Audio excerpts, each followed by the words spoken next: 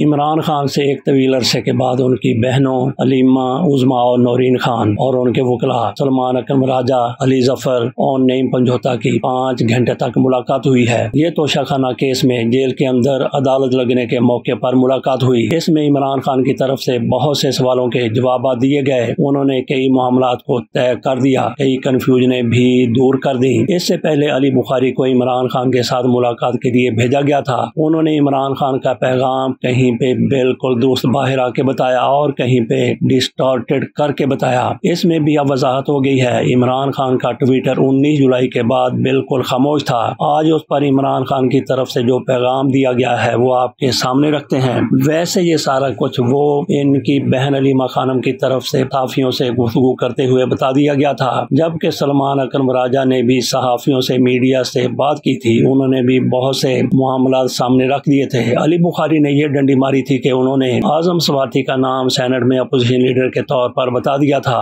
جبکہ عمران خان نے اس کی منظوری نہیں دی تھی، اور اب عمران خان کی طرف سے کسی اور شخص کو اس سیٹ کے لیے نامزد کیا گیا ہے، جبکہ ان کی طرف سے یہ بھی کہا گیا کہ سرحد خاموشی اختیار کی جائے، کیونکہ ابھی عمر ایوب اور شبلی فراز کے حوالے سے معاملہ عدالت میں ہے کہ ابھی تک جاری ہے۔ قومی اسمبلی میں اپوزیشن لیڈر کے طور پر محمود اچکزئی کو عمران خان کی طرف سے نامزد کیا گیا ہے۔ انہوں نے اپنے لوگوں کو کہا ہے کہ پارلیمانی کمیٹیوں سے استعفے دے دیں، اور اس کے ساتھ ساتھ سلمان اکرم راجہ کی طرف سے جو استعفیٰ دینے کی کوشش کی گئی تھی، عمران خان نے اس پر رضامندی ظاہر نہیں کی اور ان کو استعفیٰ واپس لینے پر آمادہ کیا، اور وہ آمادہ ہو بھی گئے راضی خوشی۔ سلمان اکرم راجہ نے بھی اس پر زیادہ زور نہیں دیا۔ معافی کے حوالے سے بھی بڑی باتیں ہو رہی تھی، اس کا بھی عمران خان کی طرف سے جواب دیا گیا ہے۔ اب آپ کے سامنے ٹویٹ رکھتے ہیں جو عمران خان کی طرف سے کیا گیا ہے۔ عمران خان اپنے ٹویٹ میں کہتے ہیں کہ عاصم منیر میں طاقت کی بہت بھوک ہے، اسی لیے اس نے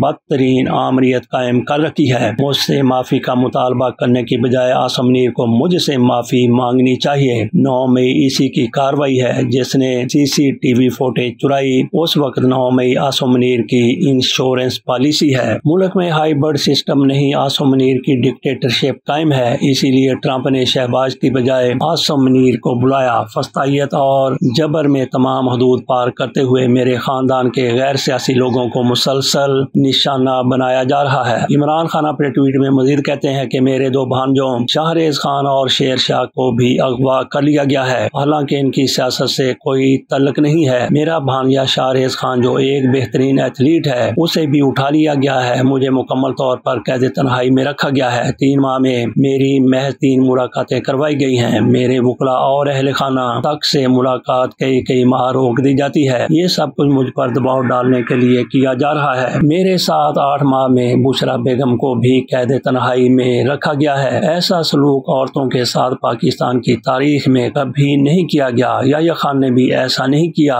فیصل وابڈا جو اسٹیبلشمنٹ کا ترجمان ہے، اس نے بشرا بیگم کے حوالے سے بیانات دیے کہ وہ مجھ سے علیحدگی اختیار کر لیں گی۔ بشرا بیگم پر دباؤ ڈالا گیا کہ مجھ سے علیحدگی اختیار کر لیں، مگر وہ میرے ساتھ کھڑی رہی۔ اس سے پہلے جب عاصم منیر کو DGISI کے عہدے سے ہٹایا تو اس نے زلفی بخاری کے ذریعے بشرا بیگم سے رابطے کی کوشش کی، لیکن انہوں نے انکار کر دیا۔ اسی لیے آج ان کے ساتھ یہ بدترین سلوک کیا جا رہا ہے۔ انہیں قید تنہائی میں رکھا گیا ہے۔ ان کو خراب حالات میں رکھے جانے پر کرنٹ لگ چکا ہے اور زخم آ چکے ہیں۔ ان کو استعمال کے لیے گندا پانی دیا جاتا ہے۔ ان پر ہر طرح کا ظلم جاری ہے۔ عمران خان اپنے ٹویٹ میں مزید کہتے ہیں کہ یہ سب کچھ عاصم منیر نے کروایا ہے، وہی کروا رہے ہیں۔ اس میں نہ کوئی اخلاقیات ہیں اور نہ اسلام کی سمجھ ہے۔ عاصم منیر کے لیے میرا پیغام ہے کہ مجھ پر دباؤ بڑھانے کے لیے چاہے میرے خاندان میں سے جس کو مرضی قید میں ڈال دو، میں نہ جھکوں گا، نہ اس ظلم کو قبول کروں گا۔ میں اپنی حقیقی آزادی کی جدوجہد ہر حال میں جاری رکھوں گا۔ عاصم منیر پاکستان کے ساتھ وہ کر رہا ہے جو محسن نقوی نے کرکٹ کے ساتھ کیا ہے۔ عمران خان مزید کہتے ہیں کہ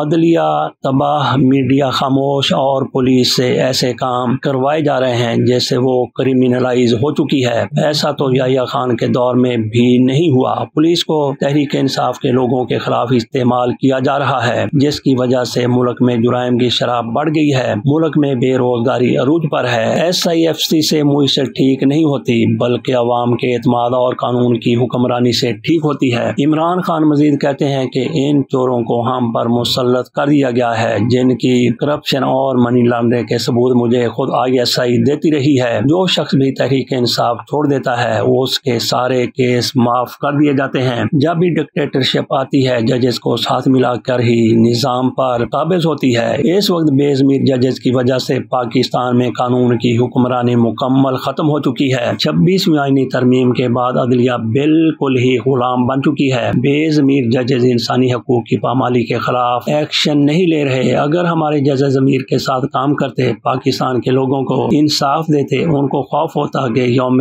محشر اللہ کو حساب دینا ہے، یہ جو ظلم ہو رہا ہے یہ کبھی نہ ہوتا۔ اس ظلم و ناانصافی میں یہ بے ضمیر ججز برابر کے مجرم ہیں۔ عمران خان مزید کہتے ہیں کہ علی امین گنڈا پور کو سپریم کورٹ جا کر مجھ سے ملاقات کی اجازت مانگنی چاہیے۔ اس سے پہلے بجٹ میں بھی مجھ سے مشاورت و ملاقات نہیں کی گئی۔ علی امین گنڈا پور کو آ کر مجھے صوبے کی گورننس، امن و امان اور دیگر امور پر بریفنگ دینی چاہیے، جس کے لیے سپریم کورٹ سمیت ہر فورم پر بھرپور کوشش کرنی چاہیے۔ میں دوبارہ تاکید کرتا ہوں کہ خیبر پختونخوا حکومت وفاق کی جانب سے اپنے ہی شہریوں پر ہونے والے ملٹری آپریشن اور ڈرون حملوں کے خلاف بھرپور سٹینڈ لے۔ خیبر پختونخوا اور قبائلی علاقوں میں ہمارے دور میں امن آ چکا تھا اور ہمارے دور میں کوئی ڈرون حملہ نہیں ہوا۔ اب وہاں حالات جان بوجھ کر خراب کیے جا رہے ہیں تاکہ واحد عوامی مینڈیٹ والی پارٹی کو کمزور کیا جا سکے۔ عمران خان خیبر پختونخوا کے حوالے سے ہی بات کرتے ہوئے کہتے ہیں کہ خیبر پختونخوا اور قبائلی علاقوں میں آپریشن مسئلے کا حل نہیں ہے۔ وہاں کے مسائل مقامی نمائندوں کی مدد سے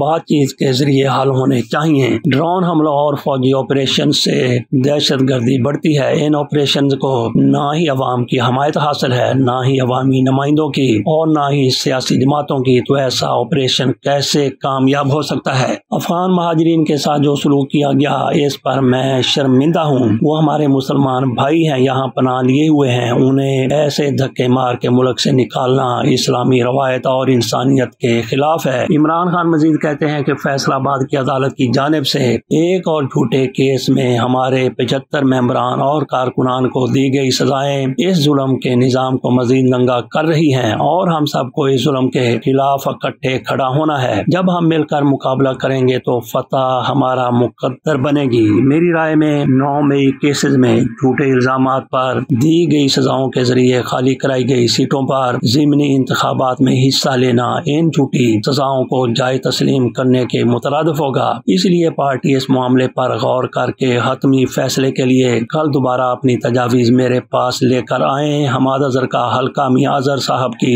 وفات کے بعد خالی ہوا ہے۔ اس سیٹ پر ہم الیکشن لڑیں گے۔ جو ظلم و فسطائیت اس وقت پورے ملک میں جاری ہے، اس کے خلاف پشاور میں ایک گرینڈ جلسہ کیا جائے گا جس کی تاریخ کا اعلان پارٹی کرے گی۔ خیبر پختونخوا اور گلگت بلتستان میں سیلاب نے شدید تباہی مچائی ہے۔ عمران خان کہتے ہیں کہ سینکڑوں قیمتی جانوں کے نقصان کے ساتھ لاکھوں افراد متاثر ہوئے۔ میں نے اس ماحولیاتی تبدیلی کے مقابلے کے لیے بلین ٹری جیسے منصوبے شروع کیے۔ اس طرح کے منصوبے ہی ہمارا ماحول بچا سکتے ہیں، ورنہ ہم ہر سال تباہی ہی دیکھیں گے۔ عمران خان یہ ٹویٹ جو آپ کے سامنے رکھا یہ 26 اگست کی رات کو اپلوڈ کیا گیا تھا۔ اس کے ساتھ اجازت دیجیے، اللہ حافظ۔